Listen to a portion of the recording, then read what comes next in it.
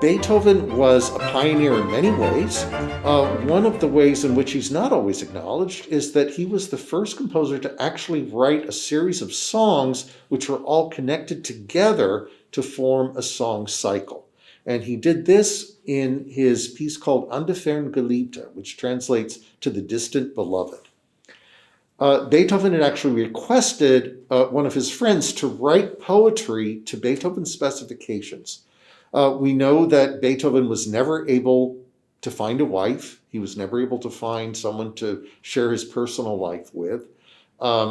He fell in love with many women, but for some reason, it never worked out. After his death, scholars found a letter which was written to the immortal beloved, but we're not quite sure who that immortal beloved was. Most likely, this is who Beethoven had in mind when he wrote the cycle To the Distant Beloved, in which the poetry talks about the fact that Beethoven, the composer, is alone, and he's writing this music, singing to someone that he can't have. So over the 15 minutes of the different songs, Beethoven puts himself through all these different emotions of joy, of grief, of sadness. It's a seminal work that looked ahead to the great song cycles of the later 19th century by works such as Schubert and Schumann. And it's a work that singers have always treasured because Beethoven famously doesn't write very easily for the voice, but somehow he just perfectly found his way on this. And I'm so happy to have Shari Gruber, one of the great sopranos of our generation, who's resident here in Pittsburgh, to join me for this.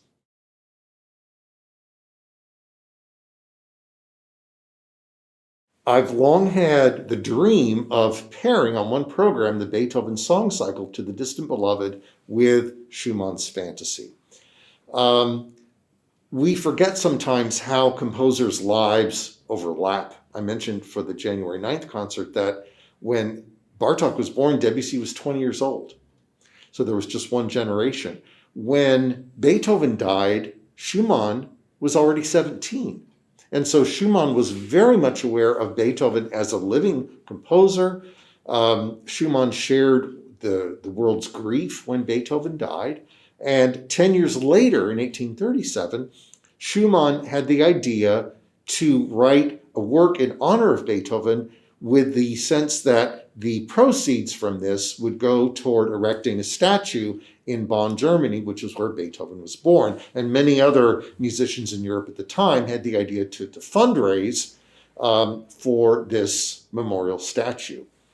Also, exactly at that time, the young lady who Schumann had fallen in love with, the daughter of his piano teacher, her name was Clara Wieck.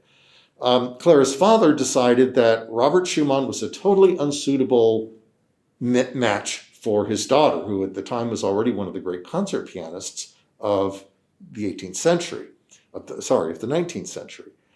And Schumann was devastated by this. He was not allowed to see Clara. He was not allowed to correspond with her.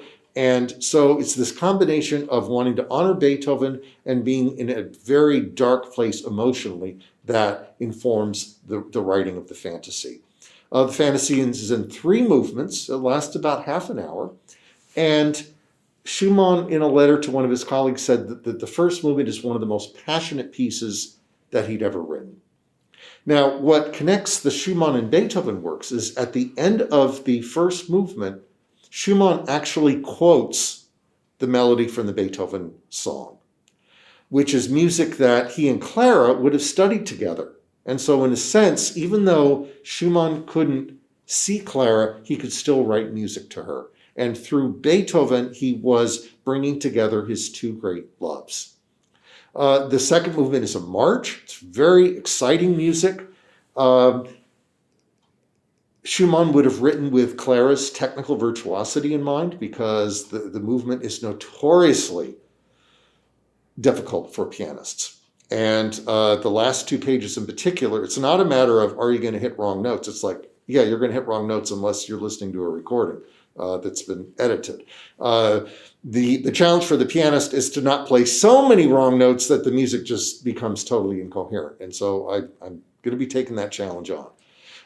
The third movement is the slow movement. And it's interesting that Schumann decides to close his work with something that's very meditative. It rises to great power. There are several little subtle quotations of Beethoven works such as the Seventh Symphony, the Emperor Concerto, which Clara certainly would have picked up on. In many ways, certainly as a large structure, I think it is one of Schumann's very, very most successful works, which means it's one of the great works of Romantic pianism.